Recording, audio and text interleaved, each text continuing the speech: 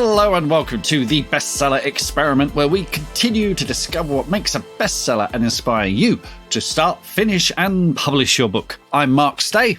And I'm Mark DeVoe, and we'd like to say a very, very big thank you to all of you for joining us again this week, and especially to our new patrons this week, to Ollie and Joe. Yes, we're on first name terms only with those folks. Thank you so much, Ollie and Joe, for signing up to Patreon. And if you would like to join and become super supporters of this podcast, please pop along to bestsellerexperiment.com/support for loads of goodies. You know what they all are. We tell you every week. Go check it out. Amazing stuff. Mr. Stay. What an exciting week. I hear Germanic tones in the air this week. Yeah, well, just today, it's just arrived. I've got the German paperback edition of Geisterzauber, so Ghost Magic, which is the Ghost of Ivy Barn in German, because the other ones were the Rebenzauber, which is crow magic, Nachtzauber, night magic, and Geisterzauber. I know you speak German, so. But part of the fun, first of all, I love the covers, and the covers all look great together. You can't beat a skull motif. But what I love about these is just opening them at a random page and trying to figure out what the hell's going on. Are you searching for like one word that gives you a clue that you're like, I think I know what that bit is. Yes, I love that. You're the author of the book. This is brilliant. Have you got an example for me? Well, I've discovered that there's no German translation for spotted dick. Because probably just as well, actually. There's a reference for listeners outside the UK. Spotted dick is what would you say? It's like a steamed pudding. Definitely not an ailment. Definitely not an ailment. It's a steamed pudding that is delicious with custard, and it's perfect kind of winter food, winter comfort food. So yeah, you've got here. Go on, read me the line. I want to hear it. Oh, there's a really long word at the beginning. Go on, go for it. Just Wahrscheinlich sollte ich auch die Zeit mit Mums Rezept für Spotted Dick Rauschenwein. Sie wird nicht wollen, dass Feind bekommt. How did I do? I think you did brilliant. And you know what? I honestly think you missed a trick, because you should have done the audiobook as well, because I think it would sell in droves. Oh, it's brilliant. So I love it. Great. My mum will be like, my mum's a German teacher, and she does listen to the podcast. Hello, Mum. She'll give us a written response, no doubt. I apologise to the great nation of Germany for ruining your language. German is a hard language to, I think for us Brits particularly, it's a hard language for us to grasp in terms of the pronunciation. I know that because my mum was always telling me every single word that I'd say, like I would be getting it slightly wrong, but it's brilliant. It's just it sounds very suspenseful, whatever you just read there. And even though I do speak a bit of German, it's something about a mum's recipe for spotted dick. Yes. Thrilling stuff. Okay, last week we were talking about milestones. Yes. We were talking about these kind of like the traffic code. Anyone listened to last week? If you didn't listen to it, it was very, very funny. Have a listen back. But this week, again, another example of such a brilliant milestone. It's one thing to get a book out there. I mean, that's huge. But how brilliant is it to get a book translated in a foreign language? That's just fantastic. And to have written that book and to be looking at it and not have a clue what's going on. I mean, I always wonder, April Fool's Day jokes from translators, like the stuff that they could get away with that you would never know about. Do you know what I mean? Yeah, it's interesting because I'll be honest, they haven't been in touch. The translators just got on with it. So I don't know, because I assumed that there'd be pages and pages of questions of just asking for clarification on certain. Well, especially some of the weird stuff I put in there. But so there's one thing I did notice was that without giving any spoilers, there's a secret project in this, and someone calls it Operation Whirligig, and Whirligig. There's no translation set. So they've called it in here Operation Propeller. So, so they're making choices. They're just not consulting me on it. But I do know that I remember talking to Joanne Harris about this. And Joanne Harris, I think because she's a French speaker as well, took great interest in her, takes great interest in her translations, and does have, a long conversation. I know that whenever we've translated stuff, so The Shadow of the Wind by Carlos Ruiz Zafón, who's a Spanish author, and he's Spanish, but he speaks very good English as well. And I know that we got Anthea Bell to translate that. And Anthea Bell will be familiar to many, many readers of Asterix. because Oh. she translated Asterix with Derek Hockridge. And the pair of them would take the kind of, because Asterix, will have jokes that in French that just don't translate into English. So they would put English puns and jokes into them as well. There's tons of stuff, and they change character names as well. So there's tons of stuff in the English translations of Asterix books that won't be in the original French. So I've no idea if that's what's going on in here. So if anyone's read both, let me know. It'd be that would be fascinating. interesting, actually. Yeah, it would be fascinating to do that. Well, that's absolutely brilliant. Congratulations! And you said it's thanks. out today in Germany. stores around Germany. Yeah. Love it. Yeah. Absolutely brilliant. Well, good luck. I hope it. And this is the third one that's been released the third in one. Germany. Yeah. Wow. Yeah. Amazing. Fantastic news. Absolutely brilliant. And this week as well, Mark, I mean, if people have been like, hibernating for the entire duration of winter, and lucky you if you have, because man, I'd love to have done that. Just come out crawling out from under the duvet around March time. But if you obviously listen to the last few weeks, we've been talking a lot about Mark's movie, but it's officially out worldwide streaming. Is that correct? Like this? Yeah, week, it should be by the time this podcast goes live. It should be on video on demand on Apple and Amazon and wherever you get your digital movies from to rent. So finally available to rent. And it's interesting, since it's been available to rent, I've been getting a lot more comments and feedback and stuff like that. So definitely getting a lot more eyes on it, which is great. We were chatting about doing something before the show, weren't we? Should we give people a little teaser about what we're planning? Yeah, well, I'd like to do a live stream spoiler special. So we can, and I'm gonna. Stay tuned. Watch this channel. Stay tuned to this channel. We'll come up with some more details soon. But definitely, it's one of these things where I think we'll get patrons and academics be able to send in questions beforehand and stuff, and then we'll So we're just gonna check people's diaries and things. And do you know it's going to be a bit like the first season, Mark, where I come on and ask all the dumb and daft questions. I'm really looking forward to it. I have lots of questions. I'll bet you have. Yeah. Excellent. Now, I've got to say, I'm really, really excited to dive into our interview this week, because this is one of those interviews that stands alone, doesn't it? From all of We've the many, never had anything like it, have we? Many hundreds brilliant. of interviews over the years. This is a complete standalone. And so, Mark, I'm just going to let you introduce our incredible guest this week. Well, this is Derek and Dave Philpott. We've got Dave today. They've been writing strange letters to famous musicians for 10 years now and getting even stranger replies back.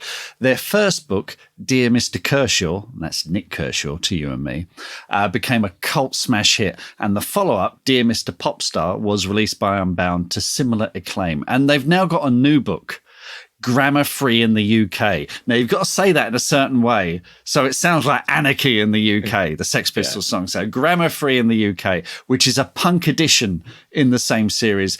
And this one is Raising Money for Crisis, which is a homeless shelter. And if you want to help out with that, we're going to have links in the show notes. So me and Dave, we discuss how to wrangle pop stars, how to write in character and still stay authentic, and quoting lyrics and how they got away with it. Brilliant. You're in for a treat, folks. Sit back and enjoy this amazing and very, very funny interview with Mark chatting with the lovely Dave Philpott. Dave Philpott, welcome to the Bestseller Experiment. How are you today, sir? It's an absolute pleasure to be here, Mr. Stake. Thank you so much for the invite. How are you? I'm very good indeed. Thanks for asking. And I knew about these books. I had little idea of the work that's gone into them, to be honest. And the more I sort of dig into it, the more amazing they are. But you got a new one, Grammar Free in the UK. Tell us about Grammar Free in the UK. Grammar Free in the UK was something that I put together in lockdown. I'm a care home singer. So like every other musician, no matter what rung of the ladder they're on, we went from a full diary to nothing within the space of like 2 days. Okay. Yeah. So initially panicking, I thought, well, what can I do with my time? So what I decided to do was just write letters to punks, because we've always got on with the punks. They're very intelligent and very, very funny people. The initial idea was simply just to write letters to punks, get a few replies in, put them on Facebook, free, Grammar Free in the UK, and just maybe draw attention to the first to the first couple of books. That's all it was supposed to be, Mark. End of. Then what we? But we started to get quality. The quality was so good of the replies we were getting that Dick Lucas from Subhumans said to me, these can't stay on Facebook, because a lot of punks don't do Facebook. So you've got to publish. So I thought, oh God, here we go again. But I didn't want to go down the traditional publisher route, and I thought, I'll probably self-pub it. But then I spoke to an entrepreneur who was a massive fan of what we do, and he went, "Yeah, I'll pay for it." So he bankrolled the whole thing. He did everything. And so we had an accidental book out. So it was one of those positive things that come out of lockdown. But because I hadn't put a penny into it, and because of the efforts that the punks had put in, I thought, you know what? Clive's bankrolled us to the tune of like $5,000 here. Wow. Oh yeah. So let's just give some money back. I don't feel guilt. I don't feel safe, or don't feel right taking the money for this. So let's just build a charity element in there, so that for every copy that we sell, we can bung a wedge to crisis. We decided, because homelessness is something which is the punks are very sort of very very engaged with. So that's it. Really, it was just a glorious accident. Wonderful stuff. And Crisis is charity very close to my heart as well. It does amazing work. And punks, this is the thing. I was talking to a writing friend of mine recently, because we were talking about the kind of things that we write now, and you have a kind of image of your head of people in their 50s and 60s, but our punks are in their 50s and 60s now. These great rebels of the 70s, they're pensioners now, aren't they? I mean, this is the... Well, I can actually take that a step further and say that my job, as I think I'm a care home singer. Okay, yeah. Now, in our day, or 20 years ago, your image of a care home is to go in there and think of Knees Up Mother Brown and, Hey Sarah Sarah. No, now they want T-Rex, Bowie, Johnny Cash, and as we go on, and I do get requests for the Clash and the Pistols. So that's of course. If you think about it, Mark, these people, they're in their 80s now. That what I always say is nobody stops listening to music when they're 15. So these are the artists I've been asked for now. I'm doing like Cockney Rebel, T-Rex. It's just the way. So yes. I love it. I love it. It's great. I mean, I live in Herne Bay, which is retirement home central. Okay, so I'm just waiting for the day when I walk past a door and hear Anarchy in the UK coming out of a window from a care home. I can't wait. It's going to happen, mate. It's going to happen within our lifetime, obviously. Yeah.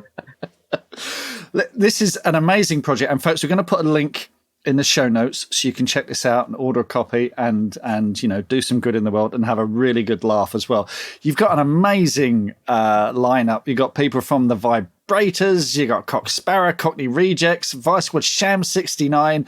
I mean, this is how do you get in touch with these people? How do you get the ball rolling? Well, this leads on to the original project as well. This was originally just a bunch of very silly letters hanging in cyberspace with no responses, and we built up this like rabid Facebook community. Only like a couple of hundred people. That's all it was, and we didn't have an inkling that the things were going to be replied to. It was just a bit of fun. And then one day, one of our Facebook fans said, "You know what? Peter Hamill's read your site and he would be receptive to an approach." So, and then it snowballed, because I thought, if this is interactive and we can get replies back, God, no one's ever done that before. That's just crazy. So the answer to your question is, once I got the idea of getting replies, I just wrote a slew of emails to management companies, management of the artists, obviously nothing back at all. So I thought, well, that's the end of that. But then we were getting people were saying, look, I know the bass tech from this band, or I know the hairdresser who does this guy's hair, or my cousin's the roadie. And we went through the back door of the business, and we got replies through our Facebook community. Then it snowballed again. And once we got a slew of replies under our belt, then like I don't know, Howard Jones would get an email from us, because they're all teed up, Mark. We tell them it's a joke. You know, I Yeah. don't think it's fair to trick them. So Howard Jones will come back and say, "Well, actually, Nick Kershaw's already told me about you." So, so yeah, and so then the artists were referring other artists to us. So it was a complete accident. And I spoke to a magazine editor about this a couple of years ago, and she said, if you were to like, if a commissioning editor said to me, "You've got to get 300 silly replies in from pop stars for nothing," it's not going to happen. Well, this is it. Let's rewind a bit. Let's give this a bit of context, because this is what's so amazing about this. So your first book was Dear Mr. Kershaw, followed up by Dear Mr. Popstar, and then we got Grammar Free in the UK. And the format is essentially similar, where you look at the lyrics of these songs or look at an aspect of the song or whatever, and you write in character to the pop star, pointing out some little foible in the lyrics. And then, as you say, you've got a genuine reply from the pop star. And as you say, because as I understand it, Dear Mr. Kershaw got rejections, but again, as you say, any publisher thinking, hang on, the success of this project relies on you getting all these replies. And also the fact that they're in on the joke, and the fact that the quality of the replies are so good. And listeners, they are so good. The replies are just heartwarming and funny, and really, they're all in on it. I was reading the All About Eve one from Julianne Regan, who's, it's so well done. It is just amazing. So take us back to the very, very, very beginning, how this evolved, and how Dear Mr. Kershaw became a book. It was basically me and my friend I was in a band with and our dads. And we decided, look, we're both obsessed with music. That's our entire life. Right. So why don't we play songs to our dads who have got no reverence, no idea about music? And that way they don't know if it's recorded by a band down in the shed or a band playing in the stadium, where you or I would listen to Duran Duran and go, that's probably our greatest pop band export of the 80s. We would listen to it and we'd have all these preconceptions, and we go, Hungry Like the Wolf, what a brilliant song. My dad wouldn't know it's Duran Duran, and he would say, why are you isolating starvation to wild dogs? Why can't it be starving like the starling, or famished like the ferret, or peckish like the panda? Or we'd say, I see a red dot and I want to paint it black. And he did, well, your Uncle Len tried that and he didn't put a proper undercut on it. It turned out purple. That's it. That's how it started. Now, my dad's in his 80s now, so I've taken over it. For the past sort of 6 or 7 years, I've been channeling him and pretending that I've got no idea of it. But that's the genesis. That's how it started. It was a complete... It was just stupid. We just thought it was really funny, and that's it. And now it's blown up to what it is now. But that's the genesis of it. Pardon the pun. Okay. Although we do have Steve Hackett in the new book.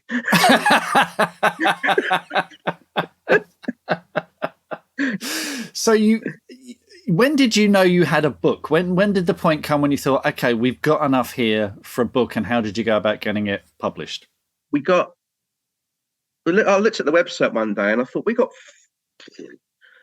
40 replies here. Yeah. And at that point, we were sort of one of the best kept secrets in musical comedy, because you had to find it to know it was there. Yeah. But I thought, this is too good.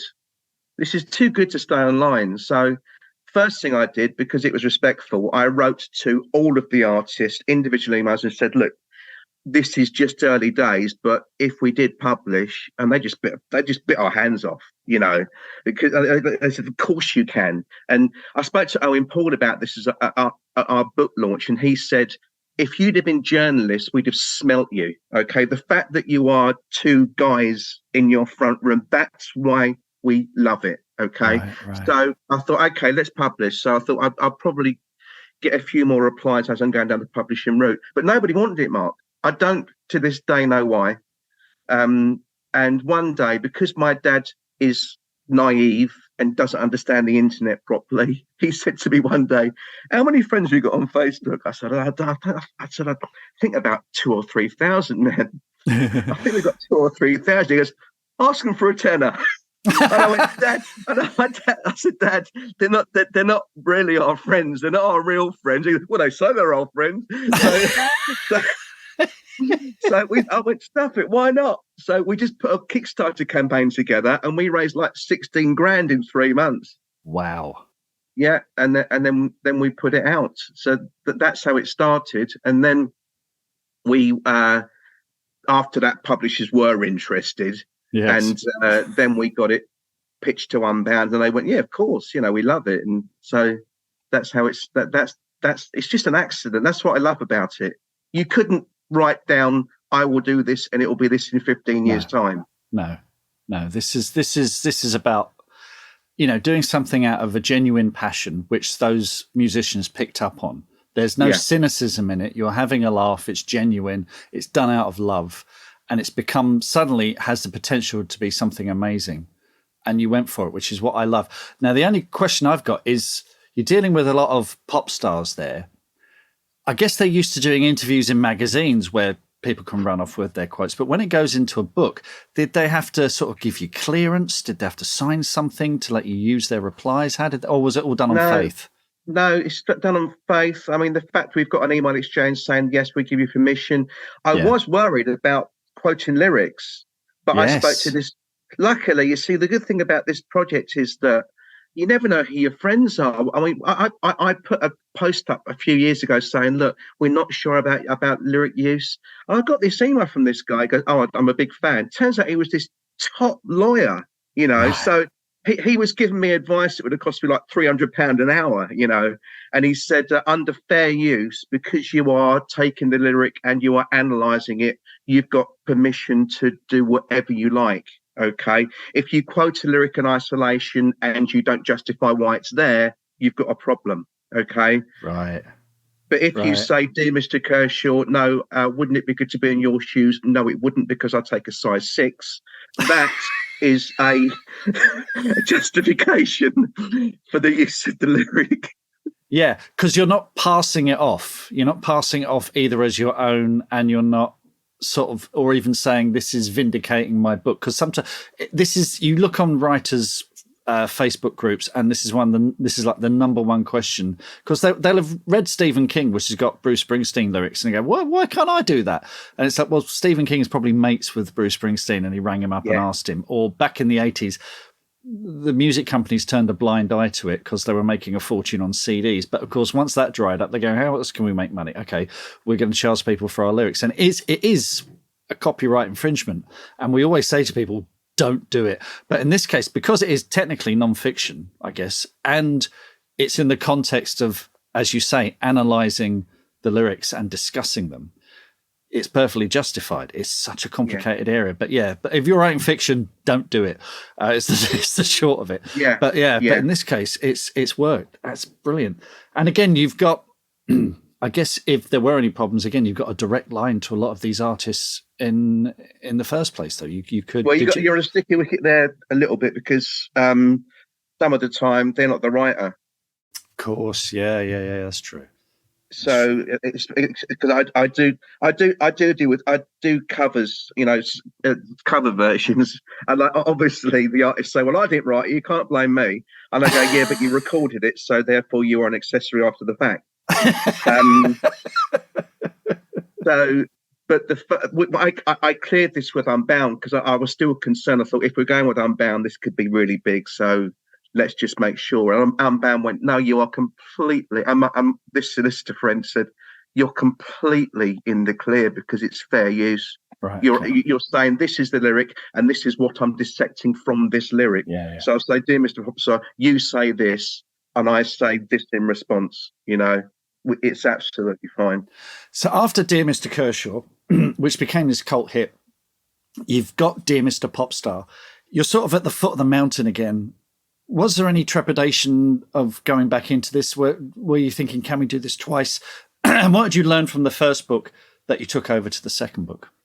Well, the advantage of the first bit was, because we crowdfunded it, we used our fan base again, blessed them, and said, look, is anyone a proofreader?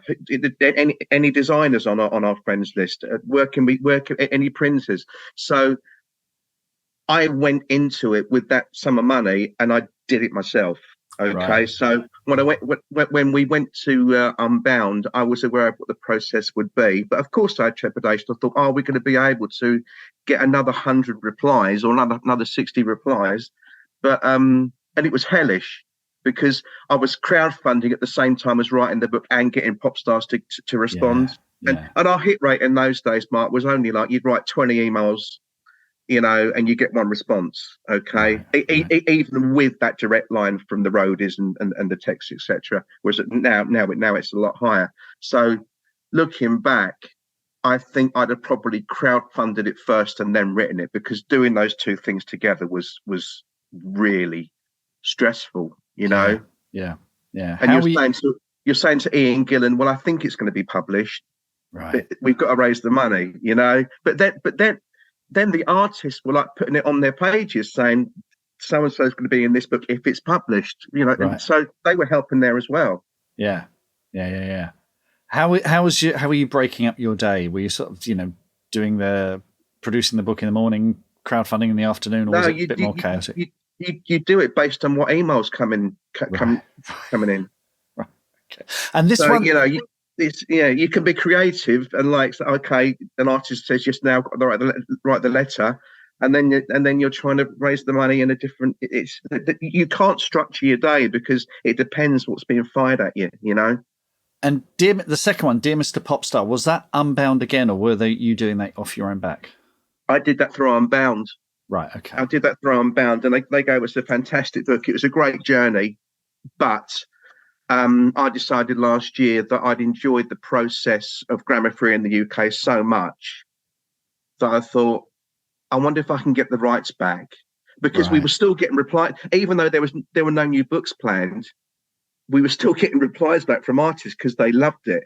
Okay, so at one point I thought, I've got 30 replies here doing nothing, from Spandau Ballet and from Frankie Goes to Hollywood and from Gloria to Cult, and they're not doing anything. So what if I get the rights back from Unbound, self-pub it and put this extra stuff in it? Right.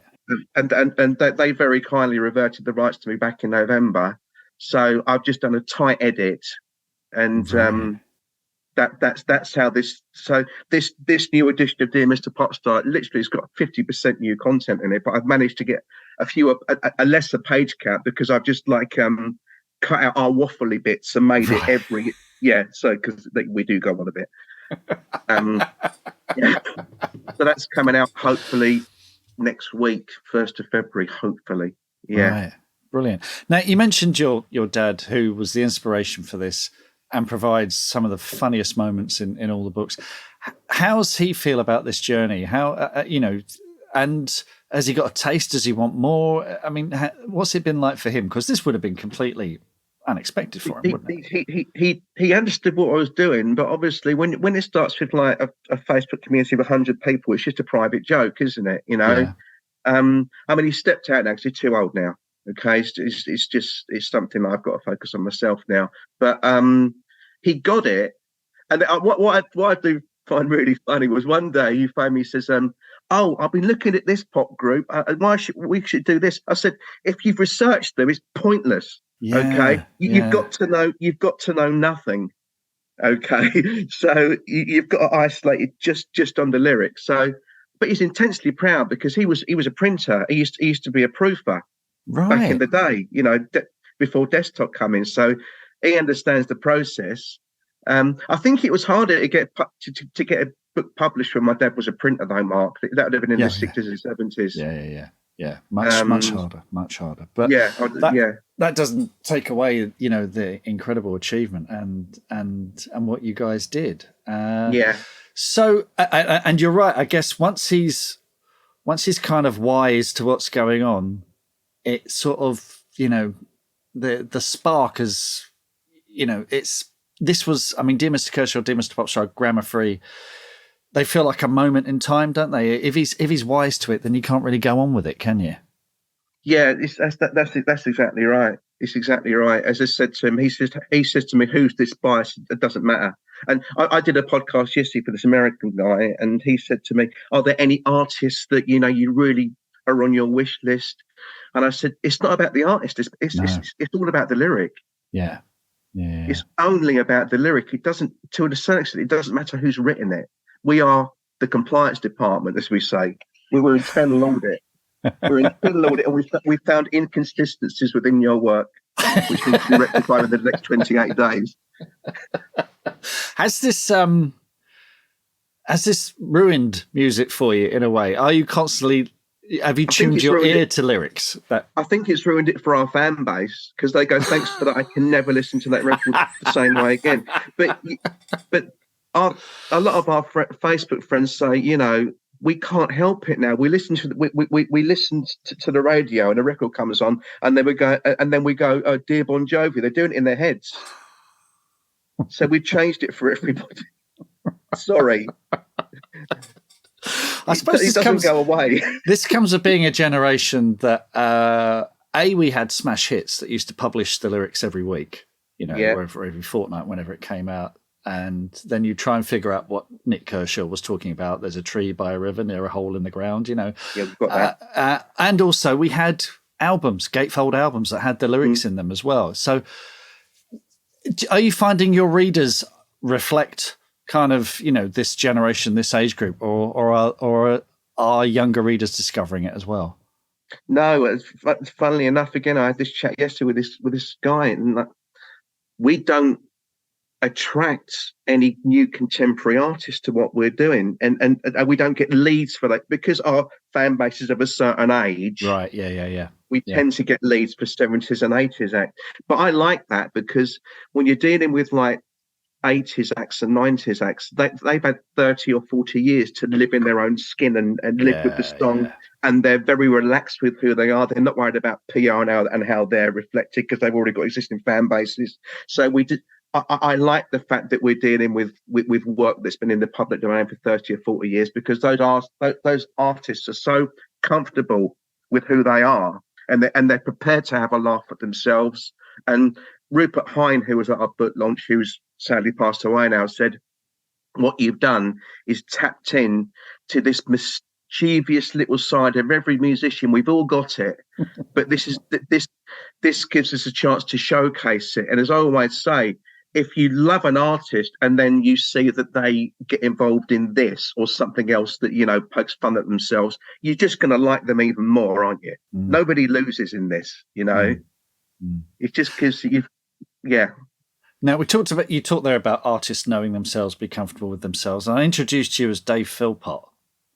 But people watching this on YouTube will see the name Dave Dawson down there. So who the hell am I talking to now? Yeah, it is Dave Dawson. And the reason why we decided from day one to use pen names is because it is a character, even though it's our thoughts, that what I always say, it's a mask. So where you and I, if we were writing under our own names, would get to a certain point and go, this is now utterly ridiculous. Okay. If you're using a pen name, that's your starting point to then take it to an infinitely stupid degree. Okay. And they are overblown versions of us. Okay. I always explain it to the artists and say, look, that guy that barges in backstage with a laminate and no one knows how he's got the laminate, and he starts spouting off to you about your own songs that you wrote. That's us. That's who we are. So just vent your spleen at that guy, because here we are. So the answer is,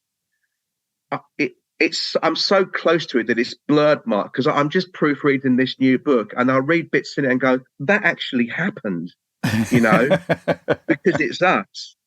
But we decided to use nom de plumes because it just gave us the scope just to be as stupid as we like. And it's like a brand name now, Brilliant. Again, something that it was a complete accident. It was just done on day one. What should we call the website? I'll just call it this. Right. It's not going to go anywhere anyway. This will fly for a couple of weeks. And then we're stuck with a name 15 years later. You mentioned the person backstage with the laminate. I saw somewhere that you had a conversation with, is it Biff Bifford from the band Saxon? And he was talking about, tell us about that. Incredible story. I got this from Kev Moore But I think it's in the public domain. Basically, Saxon wrote a song called "Princess of the Night," okay, which was about a steam train being decommissioned, Right. and this guy had apparently gone backstage and said to Biff Bifford, "I love that song you wrote about your girlfriend," and he went, "It's about a train," and the guy goes, "No, it isn't. No, it isn't." It's what I always say is that. The song belongs to the artist until it's released, or when it's released, it's not theirs anymore. They can't control how it's interpreted. Some people take it personally. Some people, you get that in the care homes as well. You say, "Oh, don't do any Billy Fury." And I go, "Why not? He's brilliant." I go, "Yeah, but my husband ran off with somebody and that was her favourite singer." Right? Yeah. You just can't control once a song's released how it's interpreted, and that's what we're poking a stick at. Yes, yeah. My dad, when I was a baby, he had a bike accident and he was in hospital. And the number one hit at the time was "Don't Rock the Boat," and he can't hear it now. Don't rock the boat, rock the boat. Yeah, it just takes him back to being in hospital. It loathes it. Anyway, enough of that. What is coming next from you guys? Is there going to be more of this? You mentioned a new edition of Dear Mr. Popstar. We've got Grammar Free in the UK. Are you looking beyond that? I don't know, because this is all organic and it grows exponentially by itself. I just never know what's going to come next. That Grammar Free book never should have happened. Right. It was just to draw attention to the first book, and then before we know it, we've got an entrepreneur funding it. I don't consciously go and start projects. They just happen. So the answer is I've got no idea what's happening next. That's very punk. Let's be honest. That's very punk. Excellent. Well, see, the punks said to us, they said, even though previous to You Write to 80s Stars, what you were doing is punk, because you were rejected by the publishers. You went, "Stuff it, we'll do it ourselves," and you're doing it all from your living room. And I'm actually, this new book, I'm proofreading it myself, I'm designing it myself, I'm doing it all from the front room. And they said, "Well, that is a punk ethic. That is punk." Yeah. Love it. Brilliant stuff. Dave, it's been an absolute joy. Folks, we're going to have links in the show notes so you can check all these out. And like I say, Grammar Free in the UK, you'll be helping a great cause as well. So do check it out. Oh, sorry, I forgot to say, Dear Mr. Popstar, I'm doing the same thing. I'm still going to donate a chunk of every... because fantastic. we can. So I thought that's the model for the punk book. I'm only doing this new book via Amazon, so we don't have to worry about printing costs, etc. So I'm doing exactly the same thing here, and we do regular updates on Facebook to say how much we've raised and where it's gone. But it'll always be a homeless charity. Great. Well, we'll put links in the show notes so you can check all that out, folks. Dave, it's been an absolute joy. Speak to you again soon. Mutual. Take care. Thanks a lot, Mark. What are your writing dreams? Finishing that book, quitting the day job, becoming a best-selling author? Well, over 4 years, we've studied the advice of over 300 best-selling authors who've collectively sold over 500 million books. And we are excited to announce the Bestseller Academy. If you're ready to take your writing to the next level with accountability, craft, and coaching, your bestseller dreams are now only a click away. To find out more and apply, visit bestsellerexperiment.com/academy.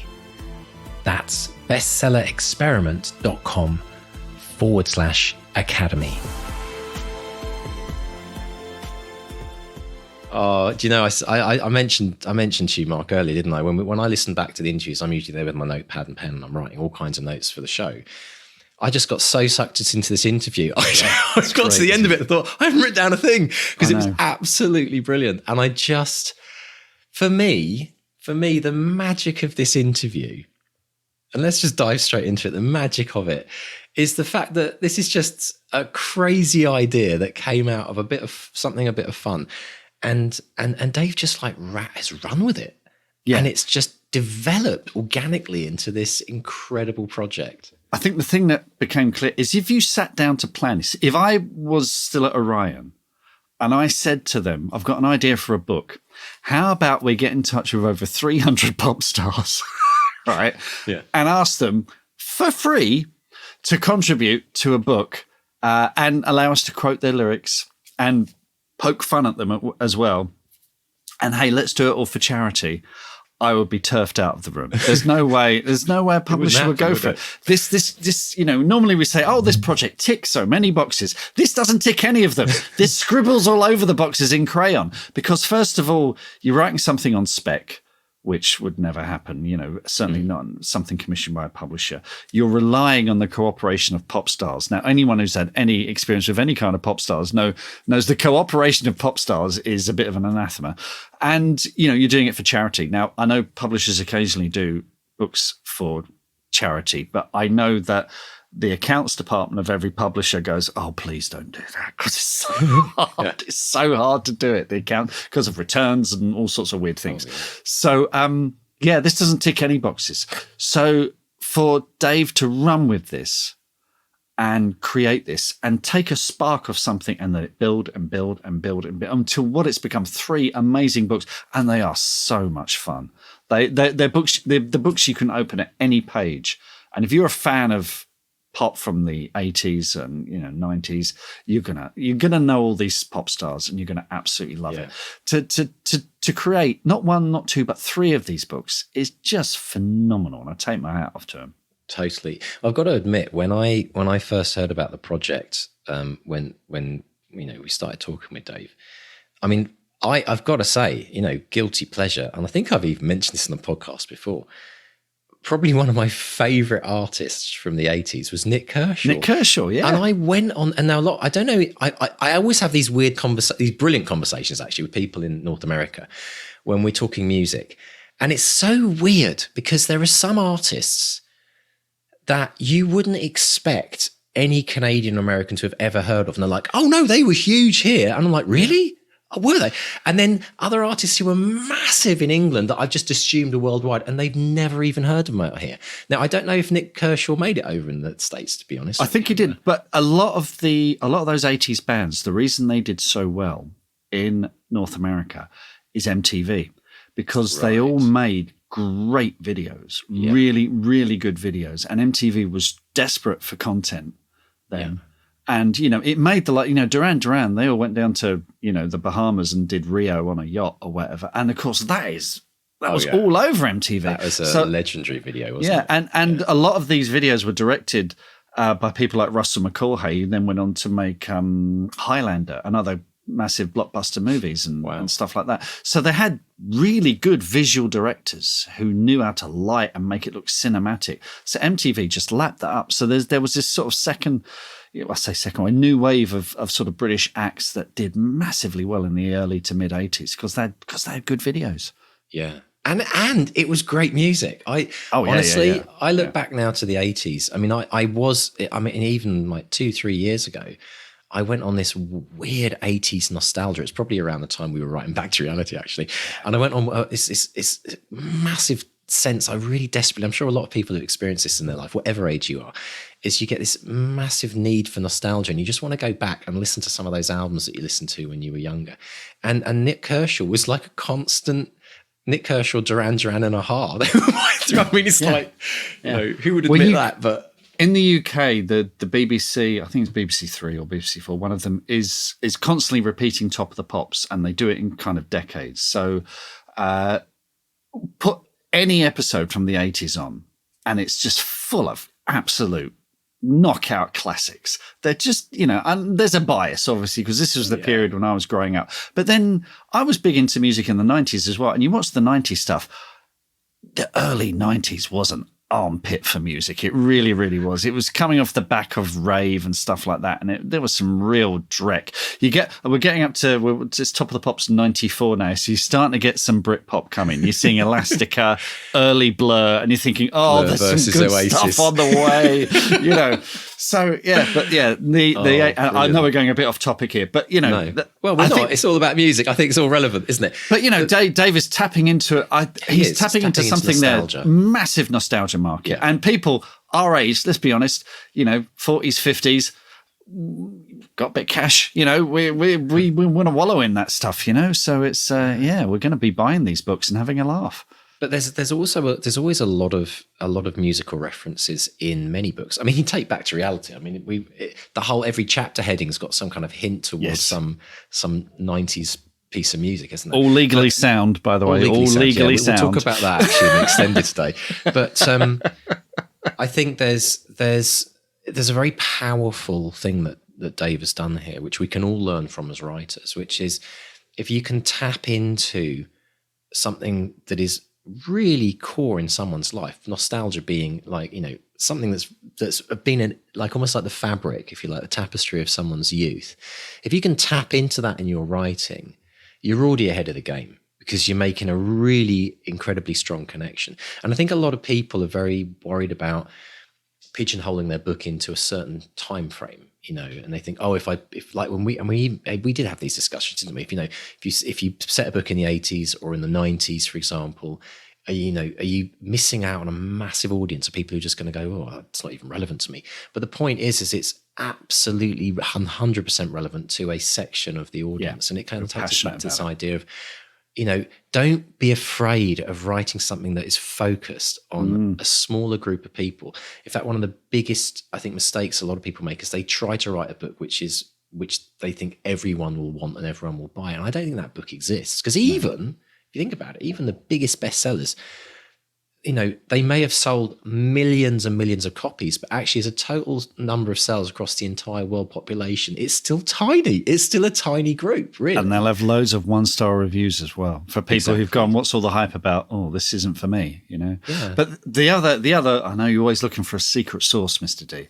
I think the other thing that Dave has done that's very, very clever, it's not just nostalgia, but it's nostalgia with that's sort of poking fun at that era as well. Oh, yeah. It's doing it with a lovely sense of irony. Generation X, we're all about irony. We are the ironic generation. So we love to poke fun at it. And we were that generation who did grow up reading smash hits and looking at the lyrics. And I forget what DJ it was. There was a DJ on Radio 1 who used to do a thing about mishearing lyrics in songs as well. Oh, there was. Because yes. La Bonita did a very good one of, hot potato, blah, blah, blah. So you'd mishear the lyrics. And it was just something we used to talk about because you couldn't just Google it and look it up. You'd have to wait 2 weeks for smash hits to come out or hope that it was in the gatefold of the album. But otherwise, you were trying to figure out what was Nick Kershaw waffling on about, Absolutely brilliant. I love it. I think that it's also important as well to, and a lot of people have asked this question. It's come up a lot in the coaching, hasn't it, on the Academy, about use of lyrics. And we're going to talk about that because I think a lot of people shy away from touching anything to do with what they think is copyright material. But there's some very interesting rules and regulations around it. Yes. Which we experienced, and we'll give you a teaser, but we experienced when Bestseller Experiment was featured on Fox News a few years ago. You might remember that, Mr. Stay. We'll be talking about that in the extended because that floored us both at the time, and we were like, hang on a minute, they're playing our podcast on Fox News on daytime TV. What is going on? But so if you're interested in learning more about that, stick with us. I think as well from, the thing that blows me away about this project as well is how it developed, not just with, from the genesis, the genius, if you like, of that idea with Dave and his dad. I think that's, love it. That for me is the genius. Like talking to your dad about something. I kind of fear it now because I wonder what my child will come to me in a few years going, Dad, check out these rap lyrics or whatever. I don't know, like anime stuff or whatever they're into right now. It's like it's brilliant because there's always that generational divide that can be absolutely hilarious and hysterical. You want to be the cool dad, don't you? You want to be able to desperately want to be the cool dad. Yeah. You want to understand. Fail miserably. Well, you realise at a point you think, oh no, that's for them. Exactly. That's their thing. And I think there would have been, it's interesting because I was talking to Claire's dad about this, and Claire's dad is, grew up listening to the Beatles and the Stones and stuff grew up in the 60s and absolutely loved it. And his dad was into kind of traditional jazz and stuff like that. And he listened to it and this isn't musicianship. This is terrible. This is a racket. But that divide hasn't been as marked before. My parents listened to the Beatles. I listened to the Beatles. My kids listen to the Beatles. We all did. And the Stones and Floyd and Zeppelin and all that, there's not that big divide anymore, but there are still little niche things that our kids will do and we'll think, What are you doing? What is that about? How do you get any joy out of that? I've got to admit, for any parents of teens right now, I'm experiencing this with some meme videos on TikTok. Now, maybe I'm going to date myself, but my daughter will show me this video on TikTok and be killing herself laughing. And I'll be watching it going, I have no idea what is going on.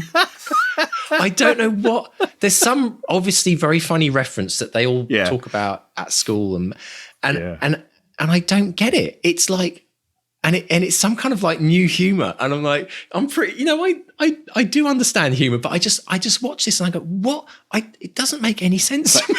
But that's as it should be.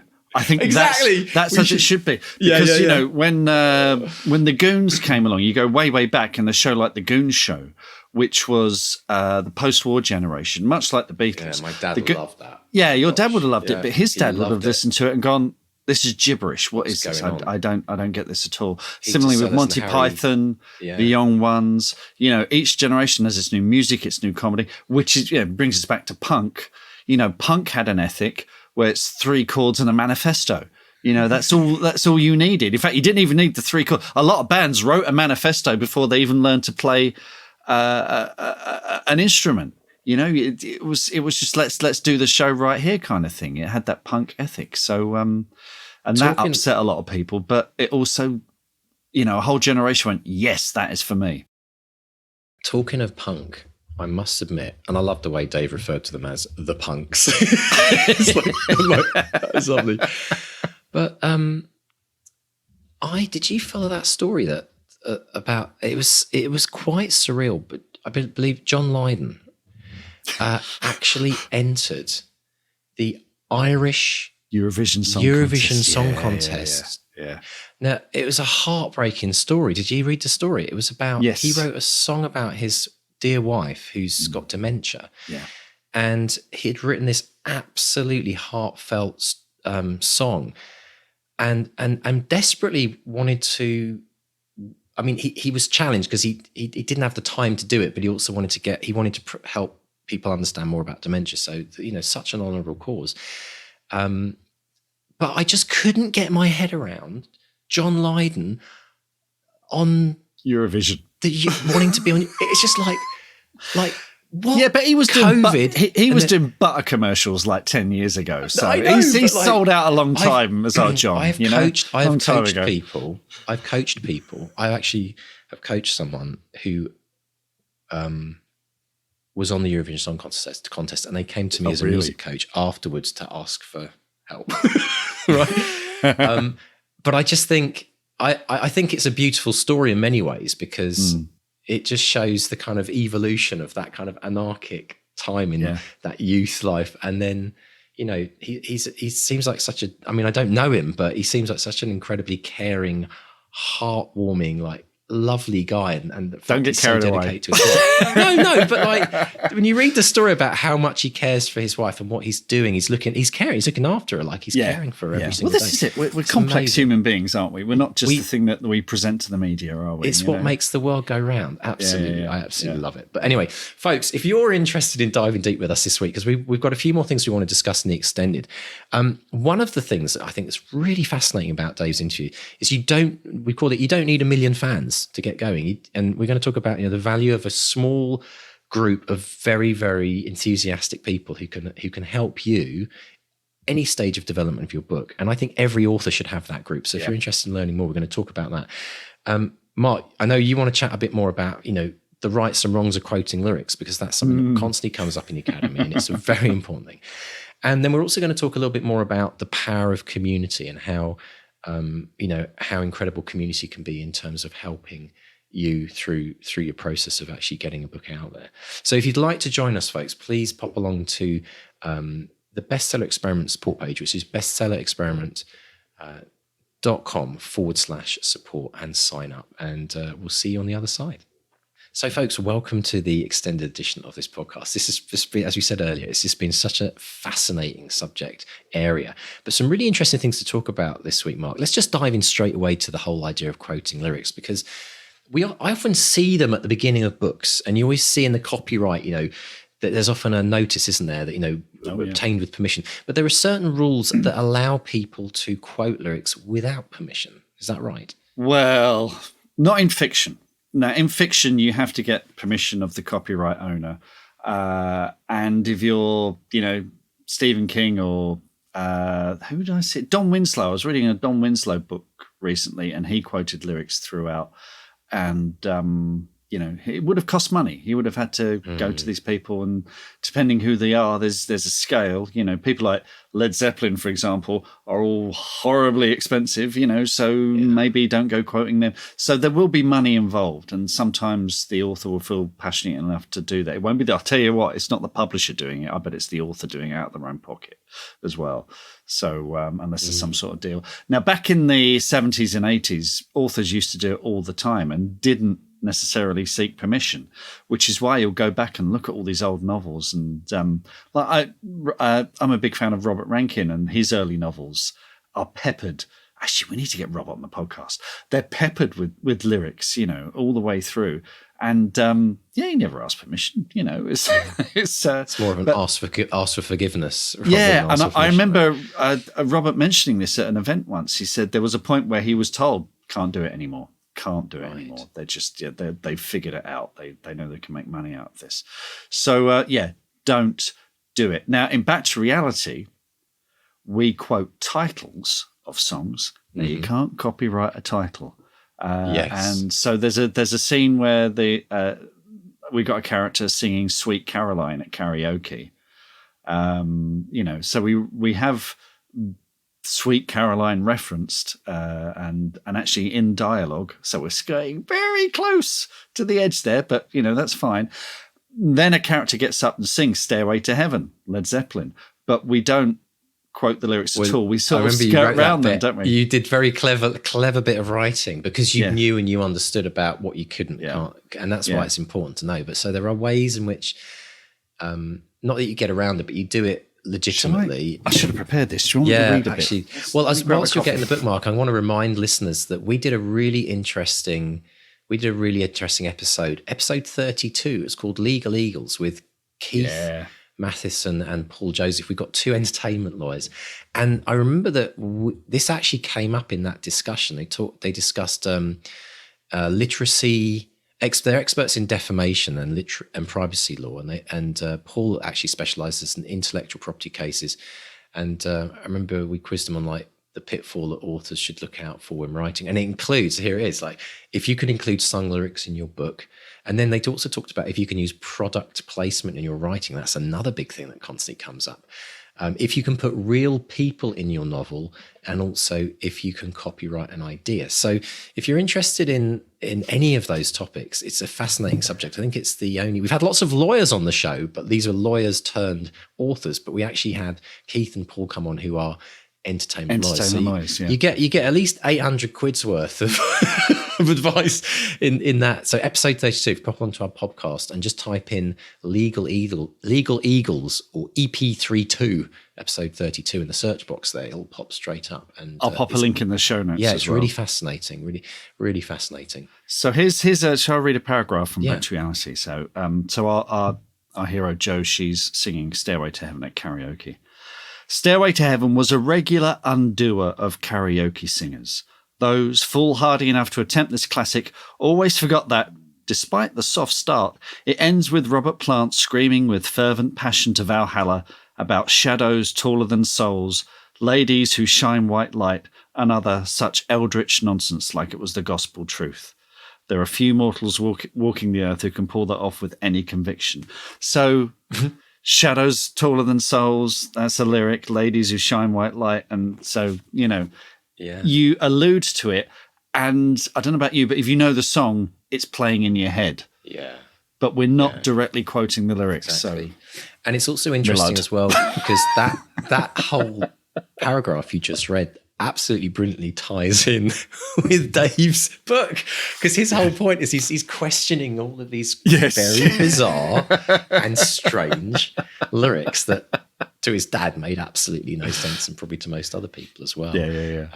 We once had just as a little aside, we once had a song that we didn't release on the first album, when we put our first album out. But there was something about the song that we absolutely loved, and it always was there or thereabouts. And I kept saying to my writing partner Ian, I said, we need to release that. I said, what was it about that song when we were looking back, 2 years later? What was it about that song? Why didn't... And we both listened to it. We thought, we've no idea what the vocalist is singing, because we'd often just improvise. We'd get a vocalist in and we'd say, just sing something, like there's a theme, sing around. And the song's called Coming Home. And we didn't know what she was singing. It was slightly like the pronunciation was not quite there. Right, anyway, what we decided to, we thought, look, well, the song's so good. Like, we went back to her 3 years later and we said, Claire, remember that song that you recorded and played it? And she's like, yeah, I remember that. I said, what was that line? That one line she goes, I have no idea. She didn't even know, because she just she was just saying something and it sounded good and it kind of worked. But then, so we re-recorded it. This is a bonkers story. We re-recorded that one line. We stuck it on the second album, and that track ended up on the desk of a Brazilian TV station that made these soap operas. And they wanted to use that track as one of the themes for the soap opera. And that soap opera was watched by 30 million people a night. And that led to Warner Brothers coming to me, or Warner Chappell coming to me and offering me a publishing deal. Because that one line. Oh, so wow. You just never know. But I think so a lot of the time, sometimes there are lyrics that people don't actually even know what they're saying. They just thought it sounded kind of poetic and quite cool at the time they recorded. Yeah.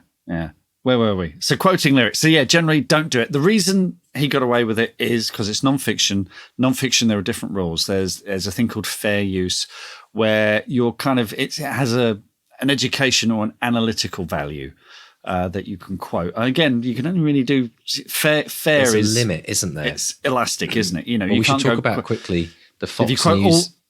If you to quote all the lyrics off the White Album, they're going to come for you. But if you quote 2 lines from Rocky Raccoon, you might be all right. But, always to this. Consult a lawyer. Yeah, we alluded to this. And there was a time when we put out an episode with Bryan Cranston that's become a bit of a legendary episode. The Cranston/Trump episode, we'll call it. And they quoted us interviewing Bryan Cranston, and they played the interview on Fox TV News. In the States, like nationwide, and we couldn't believe it. Well, at least I had no idea that a TV station could just take what was our copyright, if you like, our content that we've created, and we and then they just played it as part of a news article tied into Cranston's views on Trump's, etc., etc. And then I also remember a friend emailing me later that afternoon saying, I was driving home from work and I heard you guys interviewing Bryan Cranston and they played a clip on BBC Radio 4. And I'm like, what? How can they do that? And I laughed because once the BBC told me that I had to remove a BBC logo from my website when I was quoting, I was like, what? How can you? So anyway, works for one. But anyway, the interesting thing is that there, I think with sound bites, it's a time limit. It's like something like 15 seconds or something. And if it's over that, then it becomes, there's something about a certain amount of I think time. In the UK, it's 30 seconds. You get 30 up to 30 seconds. Yeah. Probably if you're a jurisdiction, isn't it? If you're a radio station, I think you get away with 30 seconds. And there's something to do with the way you're licensed as well. It's like the PRS, public... every shop or pub that plays music has to have a PRS license, Performing Rights Society. You pay like 50 quid a year, or used to be 50 quid a year when I worked in a shop. And that allows you to play music in the shop, and that all goes into a pot, and the artists it's a bit like PLR for libraries. Yeah. Well, I see that on a royalty statement each quarter. It actually has a little bit which is kind of like they call it things like yoga jukeboxes, blah, blah, blah, and it's all like all the other things where people just you just get a bit of the pot because they can't measure whether your track was actually played in that pub on that day or whatever. But fascinating stuff. So yeah, do your research, folks. It's a very, very important area. Now, the other thing that we were going to talk about was this idea of letting go of your work. This idea that with Dave, it was a great quote, wasn't it? This idea that you've got to kind of, once it's out there, it's no longer yours. Yeah. And that, for that, he's referring to musicians, the lyrics mean different things to different listeners. There's a wonderful story about the guy who thought Saxon's Princess of the Night, which is about a steam train, was about his girlfriend. And you yeah. know what? Fair enough. If that's what you think, if that's how you relate to it, that's fine. But this applies to readers as well. I remember it was Mitch Bennett. We had a screening of Robot Overlords when that first came out, and Mitch Benn came to that screening, and he came up to me as the credits were rolling with his theories about what it was about. And, you know, I was like, this was the first time I'd really experienced anything like this, where someone had formulated their own take on the story and then brought it back to me, which is great because he was really enthusiastic and really passionate. And then you get the flip side of it, which was I was at a Comic-Con a couple of years later and I'm signing books and someone said, "Oh, Robot Overlords, you know how that film should have ended?" And I said, "Stop." I said, "I'm not interested. Move along. It's of no use to me now. Keep that opinion to yourself." But weirdly, I'm starting to see things with Unwelcome. I saw a website the other day that said, "The ending of Unwelcome explained." And I was like, "Oh, really? No one's asked me." They had some quotes from John from another interview that he'd done. But it was like, yeah, okay, fair enough. You might think that I can possibly comment. But that's a really good example of publicly releasing work, whether it's a book, whether it's a piece of music, once it's out there. And this is actually something every author has to go through as a learning curve, because you don't realize this. I didn't realize it when I put music out as well. You have to go. It's good to kind of know that this happens in advance. That the minute you put it out there, the minute you say, right, it's out in the world and it's now no longer just mine. That people will take all of their life experiences that they've had and they will in some way attach that to how they interpret your book. Yeah. And that's okay. And if they like it and they don't like it, that's okay as well, because that also affects whether they enjoy it or they don't, based on their worldview and their experiences and their personal preferences and tastes. But it's also really important just to enjoy hearing all of those very interesting takes on what people think it was or what it meant to them. I've had so many experiences with music where somebody used a track for grieving and the same track someone used for like one of the most joyous moments in their life. It's like, how can that happen with one piece of the same music? So allow it to happen and gift it to people, because that's what we're doing when we release something. We're gifting it to them, and we have to then let go and detach. But that can also be very valuable because it means we also have to let go of all the criticism, all the things that people don't get about it. We just let go of it because that's their stuff. And you're affecting people, which is what art does, which is what the creative process, that's what ultimately it's about. Yes, you're expressing yourself, but in expressing yourself, you are affecting other people. And sometimes it's positive, sometimes it's negative. But the fact is, that's what we do. And it puts change out into the world, which is whenever you hear someone going, what's the point of that? It has an effect, a profound effect on people. And that's great. So when, something like Unwelcome gets Marmite reviews, I'm thinking this is terrific. People are talking about it, Exactly. Yeah. There's nothing, what they say, what's worse than criticism? No criticism. Tumbleweeds. Well, it's, yeah. What's, what's his name? The Irish fella. We can do this in the extended lines. I've gone blank. My mind's turned to flash. Importance of being earnest. Oscar Wilde. That's it, his quote. There's nothing. The only thing worse than being talked about is not being talked about. That's the quote. Exactly. Thank you, listeners. Yeah. I need to lie down. I'm an old man. It's been a long, hard week. We did talk about the time of year at the beginning of the show, didn't we? About hibernation. I think we're ready, aren't we, to crawl into the cave and rest for a few months.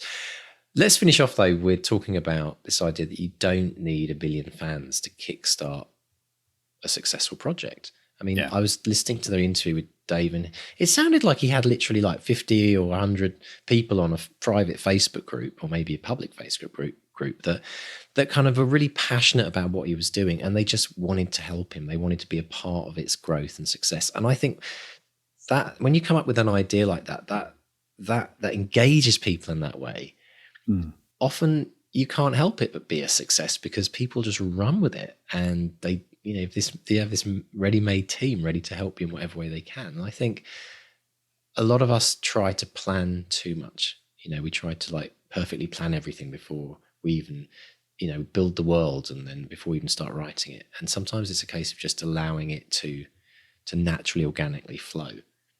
Yeah, I mean, what we're really talking about there as well is a kind of a crowdsourcing idea, which is you find out, rather than try and foist something upon the crowd, look at the strengths of the crowd. What do they bring to it? What can they bring to the project? I mean, the thing with this is that it's a charity project, and people, and you'll know this because you've done charity work, is that people are much more willing to pay it forward for charitable projects. Now, if you're an author listening to this, how can you make this work for you? Well, your readers are going to become ambassadors for your book. So it won't be as accelerated as it was for Dave and Derek and their project, I don't think. You're not going to necessarily raise 16 grand in 3 months or whatever. But over time, you are going to build up a readership of people who are passionate about your books to the point where they're going to tell other people about it.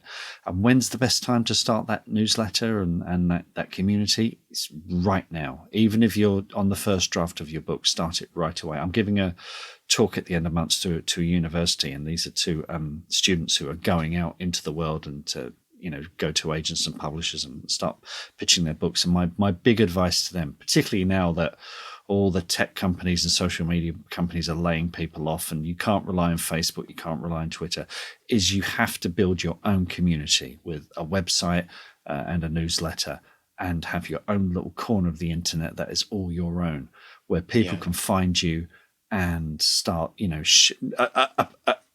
flag in the sand where they can. That's the thing. Gather. That's the thing. The thing about what Dave did is, anyone who was into any of those artists or that genre or that era of music, that's why they all gathered around that flagpole.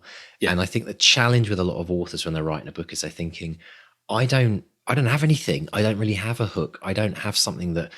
And so you have to create one. You have to come up with one. And I say to people like, if you're writing a book that might appeal to fans of J.R.R. Tolkien, like Lord of the Rings fans, then maybe start a community up around something loosely linked around one of his books, or bring those people, and then bring your book into that group. And but because Dave's project was central to the group, I think that was partly the genius of it. The flagpole was his book and what his book was doing, and it allowed people to come and join him on that kind of magical mystery tour that he was doing in many ways. And that's wonderful. Yeah, absolutely brilliant stuff. Brilliant. Excellent stuff. Well, listen, thank you folks for joining us for the Extended today. Thank you again for supporting the podcast. We absolutely appreciate it. Please tell your friends, and we hope you enjoyed today's Extended. So, Mark, social media this week.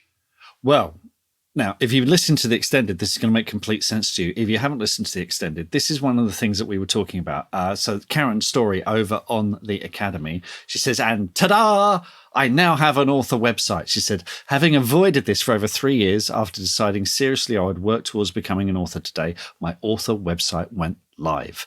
If you read my previous win post, you'll know that I had an apathy towards anything that felt corporate or business-like. My brain would scream, no, I want to be an artist. But she's leaning into the marketing side now and discovering this can be as fun as all the crazy research that she likes to get into. So if you want to check out Karen's website, it's karensstoryauthor.com. I'll put a link in the show notes that you can check that out. She's getting into Instagram as well. She's at StorytellerK on Instagram. And this is, start today, folks. Start putting your flag in the sand when it comes to social media, because, your own website, if nothing else, because we can't rely on Facebook anymore. We can't rely on Amazon. They're all laying people off left, right, and center. It's all going horribly wrong. So have your own little corner of the internet that is yours. It's so valuable. Absolutely, and that's brilliant. And I think story it's with a EY, if I remember right. It is, well, yes. Yeah, that's correct. That's brilliant. Well, congratulations, Karen. I hope it inspires you. If you've not, there's that thing. That website is often the thing that people put off, and then months, and then sometimes even years can go by, and people think, "Oh, I've never done it." The other flip side of it, of course, is you launch it with all big gusto and excitement, and then 2 months later, you think, "Oh, I haven't put anything on there for a month." And so it's that combination of marrying of those two things, little and often. You're a good example of that, Mark. I mean, you're dropping in posts, there's always something happening on your website. And so absolutely. You should check that out as well. If you want a good example of how to do an author website, look no further than Mr. Stay's website. Mark Stay Writes, is it? Mark Stay Writes, and witchesofwoodville.com as well. So check those out. So good luck if you're starting a website, and let us know how it goes. Now, Laura Shepherd on the Facebook group, the Bestseller Experiment Facebook group, topic motivational minutes. Right, so you've only got yourself to blame here, Mr. D. Just listen to the Mark Edwards podcast and heard we might be getting motivational minutes from Mr. D. Yes, please. She says, also, as an aside, every time I hear Mark Edwards on the pod, I think he sounds like such a lovely bloke, sort of person you go to the pub with.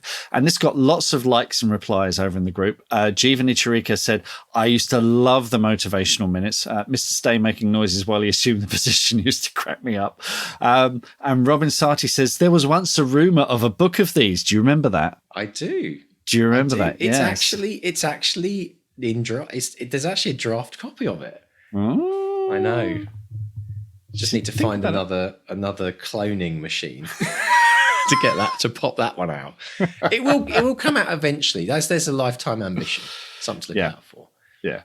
Oh, that's lovely. That's lovely to think people. I love to hear that people actually enjoyed those, because that was the thing that we did for people that are new to the podcast. We did. It was like a feature, wasn't it? Every week. I think it was almost every week in the first season. There was this motivational minute, except it was never a minute, because I never know how to keep my words to less than 60 seconds. But okay, here's a promise. Next week, I'll do another one and we'll see how it goes. Right. We'll hold the timer mark and assume the position. The thing. Oh, not my age, not anymore. The thing is, the motivational minute became the academy. Really, didn't it? It became the life coaching part of the academy. Yeah, is what it is. Yeah. Really. In fact, it's amazing, because the challenge of trying to put something in a minute. It's really the headline of the idea, and then you can spend a whole hour coaching on it. So you're absolutely right. Fascinating stuff. Yeah. Oh, and then finally on social media, this is from Scott R. Morrison on Twitter, talking about how 200 words a day really resonated for me. I write twice a day for 15 minutes during my mandatory break. I'm stoked to read about this approach to writing. I recommend this practice to anyone wanting to break into writing. So 200 words a day, folks. Check it out. This is Mr. D. Tell them about 200 words a day. It's a free challenge, which is actually underlying. It's a way of you building a writing habit for a lifetime. And it might seem simple, but it has incredible effects long term, as many people are telling us. So pop along to 200wordchallenge.com and sign up today. And the initial challenge is, can you do 7 days in a row of 200 words? And if you can, let us know. Fantastic. And if you do want to, just a reminder, if you want to support Crisis, which is a charity that helps the homeless in the UK, we've got links to all of Dave and Derek's books in the show notes as well. Dear Mr. Popstar and the Like, and Grammar Free in the UK, and Dear Mr. Kershaw, they're all there. So, you can have fun and put some good into the world as well. Brilliant. Absolutely brilliant. Excellent stuff. And folks, if you want to join our merry band of people receiving our newsletter each week, pop along to bestsellerexperiment.com, click on the contact link in the navigation and just put your name in, and we will send you updates of every episode we do, what you're going to learn from it, and all kinds of other fun news from BXPHQ, as we sometimes call it. Mr. Stay, how can people find us on socials? Socials with us. While they're still working, when they've been broken up by governments around the world. On Facebook, we're Bestseller Experiment. Twitter and Instagram, we are at BestsellerXP. But, bestsellerexperiment.com is there, will always be there. Yeah. And if you've enjoyed the podcast, please subscribe, rate and review on your podcatcher of choice, because it makes us more visible, helps us get more voices out there. So, and thanks to our editors, Dave and JD, as always.